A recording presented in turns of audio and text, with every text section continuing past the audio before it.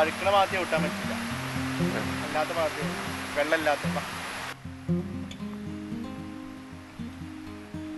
ആദ്യം നമുക്ക് നമ്മളെ ഇങ്ങോട്ട് ക്ഷണിച്ച നമ്മുടെ സുഹൃത്തിന് എന്താണ് പറയാനുള്ളതെന്ന് കേൾക്കാം. അവൻ ക്ഷണിച്ചതുകൊണ്ടാണ് നമ്മൾ ഈ വാട്ടർഫോൾസിൽ വന്നത് തന്നെ. മണ്ണാർക്കാട് നിന്നും സൈലന്റ് വാലി നാഷണൽ പാർക്ക് റോഡിൽ വന്ന് തെങ്കര കഴിഞ്ഞ് ആനമുളി എന്ന് പറഞ്ഞ സ്ഥലത്താണ് ഇതുള്ളത്. ആനമുളി സൈൻ സ്റ്റോറിൻ്റെ നേരെ സൈഡിലായിട്ട് നീർച്ചപ്പാറ നഗർ എന്നുള്ളൊരു ബോർഡുണ്ട്. ആ ബോർഡിനകത്ത് കൂടി മേലേക്ക് പോയാലാണ് ഈ പ്രോപ്പർ സ്ഥലമുള്ളത്. നീർച്ചപ്പാറ എന്ന് പറയുന്നത് പണ്ട് കാലത്ത് അജ്മീർ ഫക്കീർ ബിരാനി വലിയ ഉപ്പാപ്പ ഇവിടെ വന്ന് ഇരുന്നിരുന്നു എന്നാണ് ചരിത്രം. അതിനുശേഷം മൂപ്പരുടെ സ്മരണക്കായിട്ട് ഇവിടെ ഒരുപാട് കാലം, ഈ അടുത്ത കാലം വരെ 20 വർഷങ്ങൾ മുമ്പ് വരെ അവിടെ നീർച്ച നടന്നിരുന്നു എന്നുള്ളതാണ്. പണ്ട് കാലത്ത് മലയേറാൻ പോകുന്ന ആളുകളെല്ലാം ഈ നീർച്ചപ്പാറയിൽ പൈസയൊക്കെ ഇട്ട് പോകുമായിരുന്നു. അതിന് പ്രത്യേക ഒരു കല്ലുണ്ടായിരുന്നു, നീർച്ചപ്പെട്ടി പോലെയുള്ളൊരു കല്ലൊക്കെ ആളുകൾ ഉണ്ടാക്കി വെച്ചിട്ടുണ്ടായിരുന്നു. അതിനകത്ത് പൈസ ഇട്ട് പോയി കഴിഞ്ഞാൽ യാത്ര സേഫാവും എന്നുള്ള ഒരു വിശ്വാസമൊക്കെ ഉണ്ടായിരുന്നു. കൊല്ലം എന്ന് പറയുന്നത് സൈലന്റ് വാലിയുടെ ബഫർ സോണിൽ പെടുന്ന സ്ഥലമാണ്.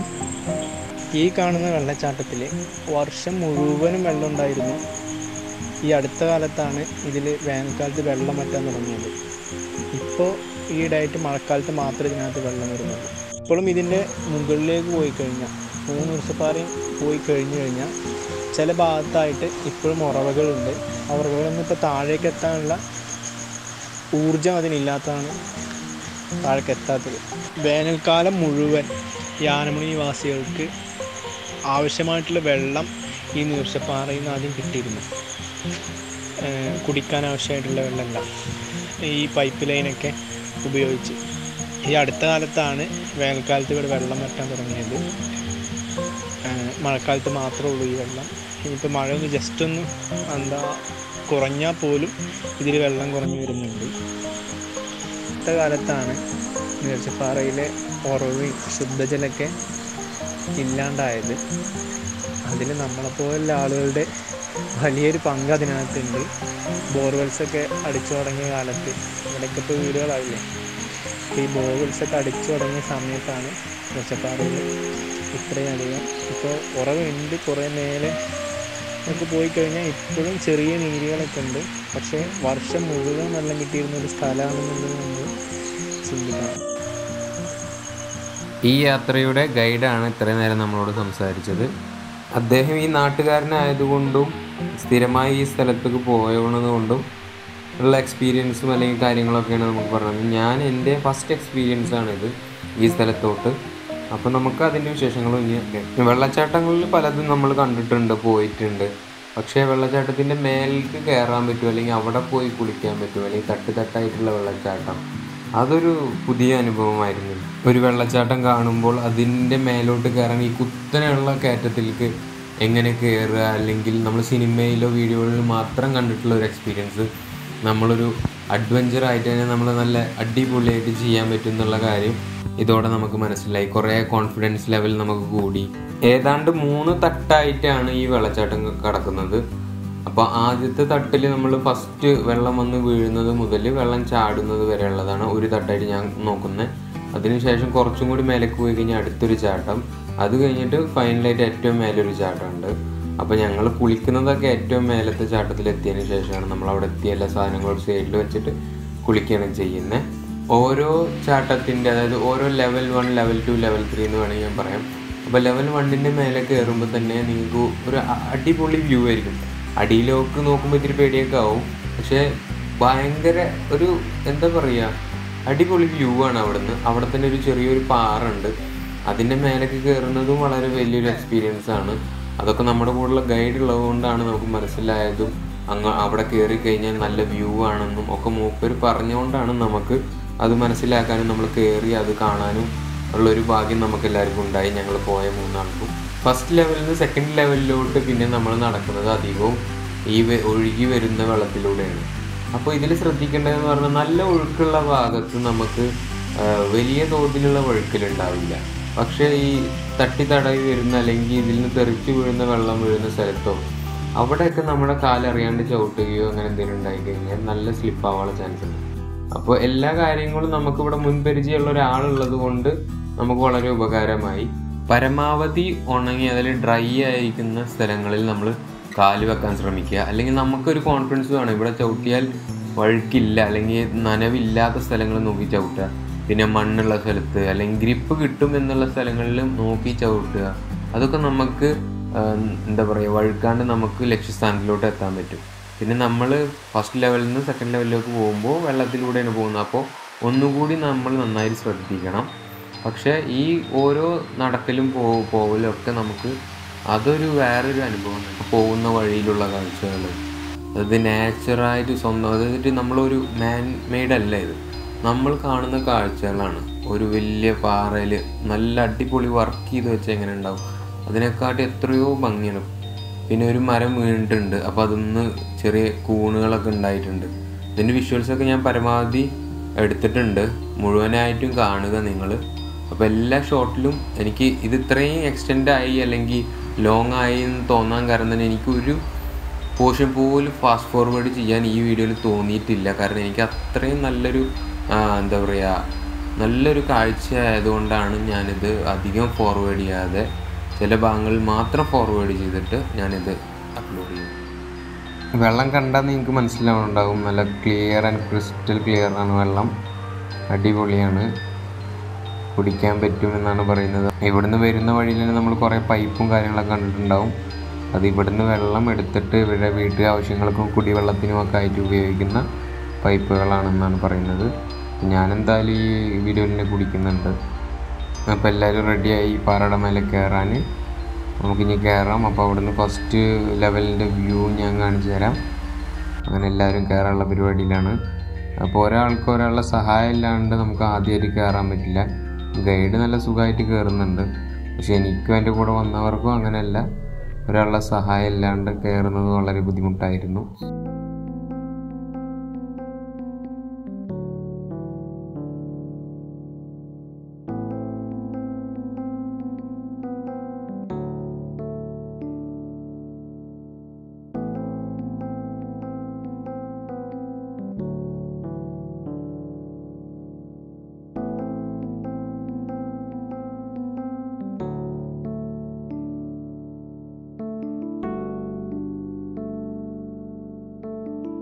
ഇനി ഞാനാണ് കയറാൻ പോകുന്നത്.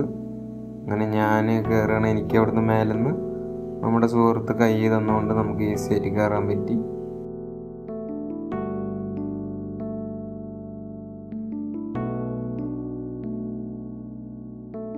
പാറയുടെ മേലെ ഞാൻ അധിക സമയമൊന്നും ഞങ്ങൾ ചിലവഴിക്കുന്നില്ല. മേലെ കയറി കുറച്ച് നേരം ഇരുന്നു, പിന്നെ ഒന്ന് രണ്ട് ഷോട്ടുകൾ എടുത്തു. അതിനുശേഷം നമ്മൾ അപ്പം തന്നെ ഇറങ്ങുകയാണ് ചെയ്യുന്നത്.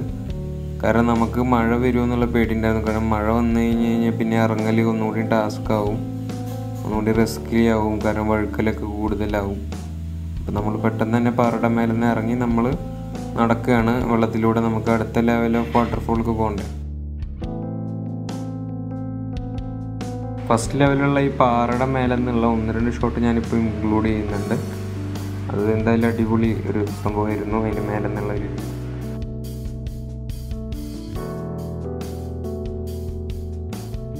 നമ്മുടെ ഗൈഡ് അതിൻ്റെ ഇടയിൽ കൂടെ കുറേ കാര്യങ്ങളൊക്കെ പറയുന്നുണ്ട്, പക്ഷെ നമുക്ക് എല്ലാം ഇതിൽ ഇൻക്ലൂഡ് ചെയ്യാൻ പറ്റുന്നില്ല. കാരണം അവിടുത്തെ ഒരു നോയ്സ് ഡിസ്റ്റർബൻസ് കാരണം നമുക്ക് അത് ഇൻക്ലൂഡ് ചെയ്യാൻ പറ്റുന്നില്ല. പക്ഷേ ഓൾമോസ്റ്റ് എല്ലാ കാര്യങ്ങളും ഞാനിതിൽ സെപ്പറേറ്റ് ആയിട്ട് തന്നെ സെറ്റ് ആക്കുന്നുണ്ട്.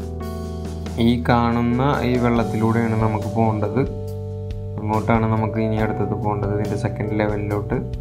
സെക്കൻഡ് ലെവലും ഫസ്റ്റ് ലെവലും കയറുന്നത് പോലെ തന്നെ കുത്തനെയുള്ള ഒരു കയറ്റമാണ്.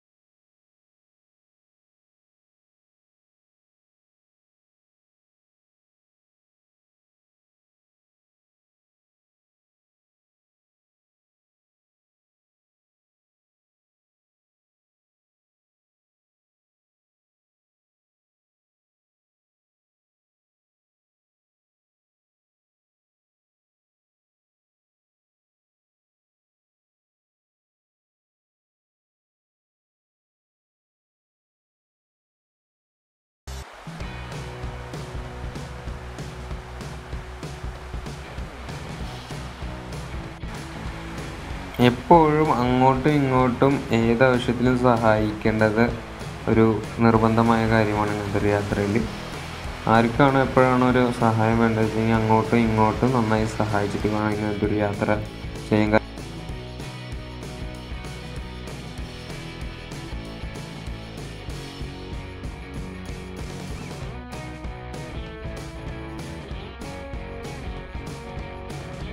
ഓരോ സ്ഥലത്തും സമയമെടുത്ത് മെല്ലെ മെല്ലെയാണ് നമ്മൾ ഓരോ സ്റ്റെപ്പും ചുവടുകളും വെക്കുന്നത്. ഓരോ ചുവട് വെച്ചിട്ടാണ് നമ്മൾ കയറുന്നത്. ആരും ഓടി പടഞ്ഞ് കയറുന്നൊന്നുമില്ല. അത്രയും കോൺഫിഡൻസ് ആണ്. അത്രയും നല്ലൊരു ഡ്രൈ ലാൻഡ് കിട്ടുകയാണെങ്കിൽ, അല്ലെങ്കിൽ അങ്ങനത്തെ ഒരു സ്ഥലം കിട്ടുകയാണെങ്കിൽ നമുക്ക് ഇത്തിരി ഓടും കളിക്കുകയും ചെയ്യാം.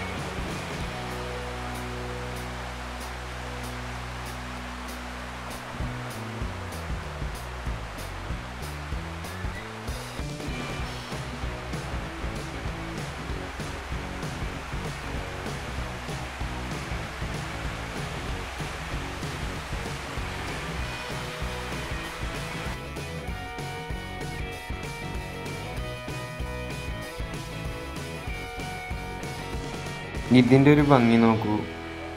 ഇതിൻ്റെ ഒരു ഭംഗി നിങ്ങൾ എന്തായാലും കാണേണ്ടത് തന്നെയാണ്. ഇതേപോലത്തെ ഒരുപാട് കാഴ്ച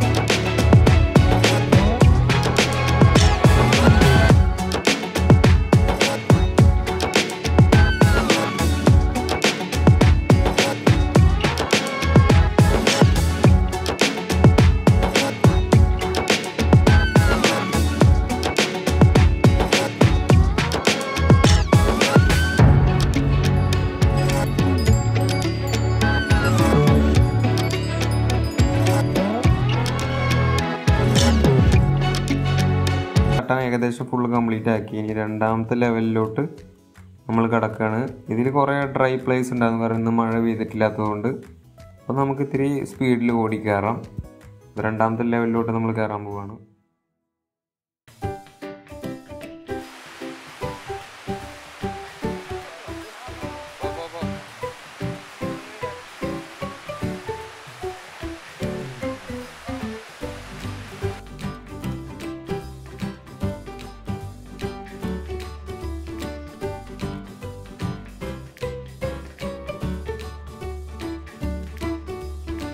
ഇവിടെ നിങ്ങൾക്ക് വീഡിയോയിൽ കണ്ടാൽ മനസ്സിലാവും, നമ്മൾ കാല് വെക്കുന്ന ഷോട്ടുകൾ ഞാൻ എടുത്തിട്ടുണ്ട്. അതായത് ഉണങ്ങിയ ഡ്രൈ ആയിട്ടുള്ള സ്ഥലങ്ങളിൽ മാത്രമാണ് നമ്മൾ കാല് വെക്കാൻ പരമാവധി ശ്രദ്ധിക്കുന്നത്. അതേപോലെ തന്നെ നിങ്ങളും ഇതേപോലത്തെ ഏതെങ്കിലും വെള്ളച്ചാട്ടത്തിലോ കിട്ടോ അല്ലെങ്കിൽ വഴുക്കിലുള്ളിടത്തൊക്കെ പോകുമ്പോൾ അത് ശ്രദ്ധിച്ചു കഴിഞ്ഞാൽ നമുക്ക് വീഴ്ചയിൽ നിന്ന് കുറേ രക്ഷപ്പെടാൻ പറ്റും. ഇത് പാർട്ട് 1 ആണ്. ഈ വാട്ടർഫോളിൻ്റെ എക്സ്പ്ലോറിങ് വാട്ടർഫോളിൻ്റെ പാർട്ട് 1 ആണിത്. ഇതിൽ നമ്മൾ കുറേ ഡീറ്റെയിൽസും കാര്യങ്ങളൊക്കെയാണ് ഇൻക്ലൂഡ് ചെയ്യുന്നത്. ഇതിൻ്റെ സെക്കൻഡ് പാർട്ട് ഞാനിപ്പോൾ അടുത്ത് അതിനെ അപ്ലോഡ് ചെയ്യും.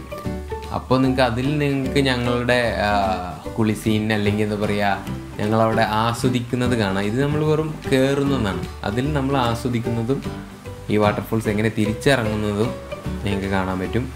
അപ്പോൾ എന്തായാലും സ്റ്റേ ട്യൂൺ. അടുത്ത വീഡിയോ വരുന്നത് വരെ എനിക്ക് എഡിറ്റ് ചെയ്യാൻ കുറച്ച് സമയം വേണം, ഇല്ലെങ്കിൽ ഭയങ്കര ലെങ്തി ആയി പോകും. ഏതൊക്കെയാണ് നല്ല പാർട്ടുകളൊക്കെ നോക്കിയിട്ട് നമുക്ക് ഇടാം. പിന്നെ ഈ വീഡിയോൻ്റെ അഭിപ്രായങ്ങൾ നിങ്ങൾ ആദ്യം അറിയിക്കണം. അപ്പോൾ അതിനനുസരിച്ചിട്ട് ഞാൻ അടുത്ത വീഡിയോ ചെയ്യുമ്പോൾ അത് ശരിയാക്കും. ഓക്കെ, അപ്പോൾ നമുക്ക് അടുത്ത വീഡിയോയിൽ കാണാം.